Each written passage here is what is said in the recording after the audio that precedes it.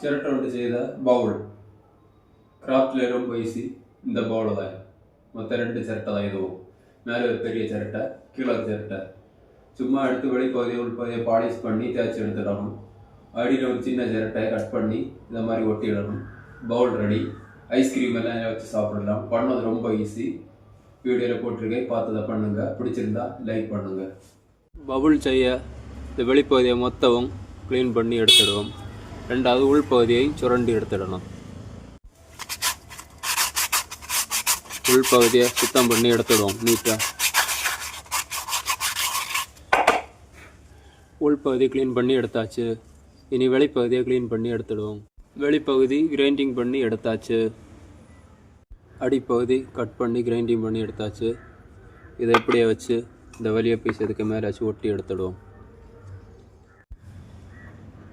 பசை இதுக்கு மேலே விட்டு இந்த பீஸை மேலே வச்சுடுவோம்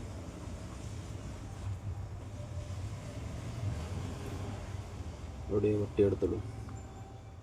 அடிப்பகுதியில் பொடியை போட்டு ஒட்டிவிடுவோம் பொடியை போட்டாச்சு பசை விட்டுடுவோம் சுற்றி எங்கும் கொஞ்சம் பசை விட்டுடுவோம்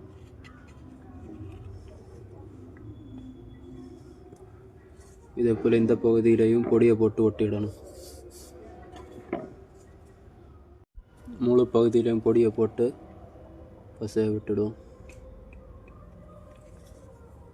பண்ணி எடுத்தாச்சு பார்க்க ரொம்ப அழகாக இருக்குது இதை வார்னிஷ் பண்ணி எடுக்கும்போது இன்னும் நல்லா இருக்கும்